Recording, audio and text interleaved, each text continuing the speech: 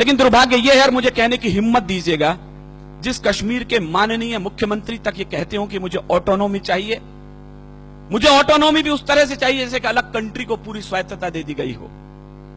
हमने अभी 370 धारा उन्हें सौंप रखी है। विज्ञ लोग जानते हैं हमने 3 प्रांतों के बराबर कश्मीर के ऊपर खर्च करते हैं, लेते उससे एक फूटी कौड़ी भी नहीं। बीमार प्रांत है वो, उसके बावजूद यदि वहां पाकिस्तान जिंदाबाद के नारे लगते हैं तो मुझे जिम्मेदार लोगों के सामने बयान देने का हक दीजिएगा।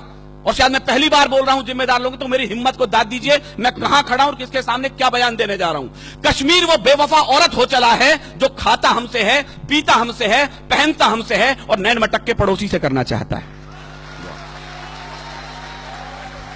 52,000 बेटे खोने के बाद ये मुल्क कश्मीर को अपना मानने को तैयार नहीं है कुछ लोग वहां पर। मैं कहना यह चाहता हूं, अपनी इस केसर घाटी को इतना लहू दे चुके हैं हम, अब तो जो भी फूल खिलेंगे वो सब फूल हमारे होंगे। अब तो जो भी फूल खिलेंगे वो सब फूल हमारे होंगे। और फारूक साहब, आपके बयानों पर 4 टिप्पणी कहते मैं अपनी बात शुरू करता हूं कि अलग देश की मांग नहीं, यह देशद्रोह का नारा है।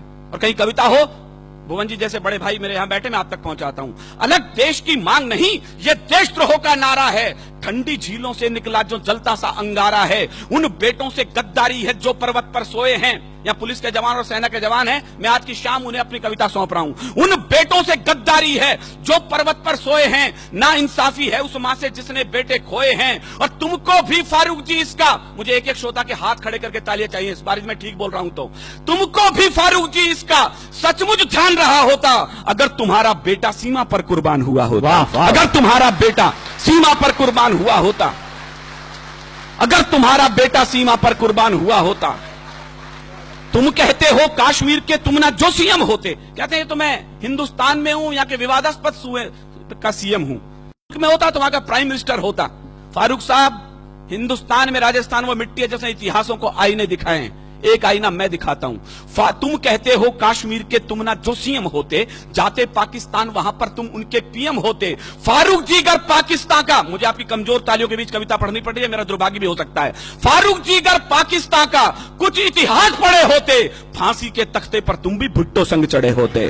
फांसी के तख्ते पर तुम भी भुट्टो संग चढ़े होते। फांसी के तख्ते पर तुम भी भुट्टो संग चढ़े होते।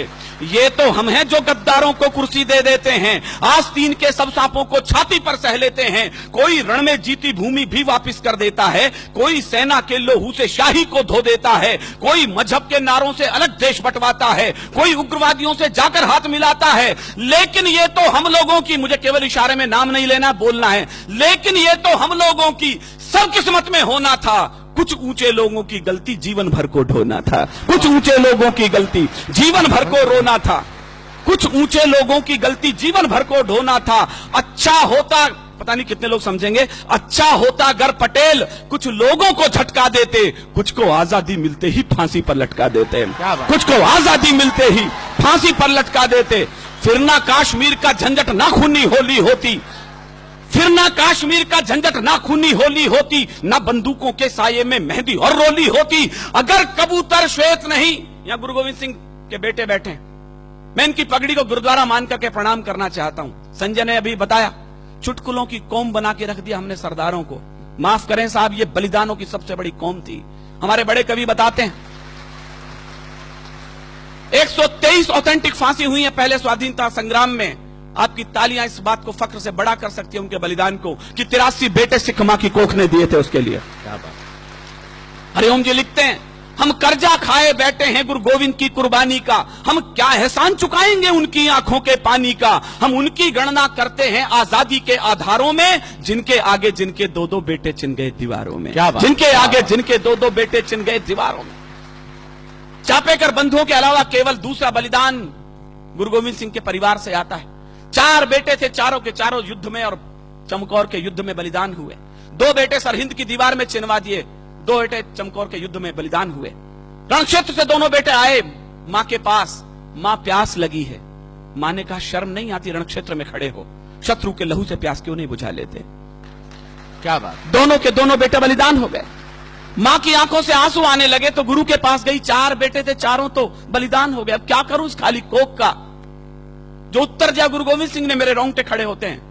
देश धर्म के वास्ते वार दिए सुचार, मत बजाना विनीत चौहान की कविता पर तालियां। यदि उठ सके तो उन बलिदानियों के नाम उठे जिनकी बदौलत आज हम यहां खड़े हैं। देश धर्म के वास्ते वार दिए सुत चार, अरे चार मरे तो क्या हुआ, ये जीवित कई हजार। वाह वाह, चार मरे तो क्या हुआ, ये जीवित भाई, कई क्या बात है हजार। विनीत भाई, चार वाह, मरे वाह। तो क्या हुआ, ये जीवित कई हजार। वाह। अगर कबूतर श्वेत नहीं, मेरे इशारे की भाषा, मेरी मजबूरी देखिए मुझे किन लोगों के सामने क्या बोलना है और अपनी बात भी कहनी है। एक आग का दरिया है और तैर के जाना है। मुझे दोनों पक्ष प्रतिपक्ष के लोग बैठे हैं और अपनी बात कहनी है। अगर कबूतर श्वेत नहीं, मैं आपकी बौद्धिकता पर छोड़ता हूं, इशारे पर अपनी बात कहता हूं। अगर कबूतर श्वेत नहीं, हम गुरु के बाद छोड़ देते तो लाहौर कराची को हम दिल्ली तलक जोड़ देते। वाह, वाह, तो लाहौर कराची को हम दिल्ली तलक जोड़ देते। अब भी अटल इरादे लेकर भारत के लोगों जागो, शांति मंत्र की पूजा छोड़ो, दुश्मन पर गोले दागो। शांति मंत्र की पूजा छोड़ो, दुश्मन पर गोले दागो।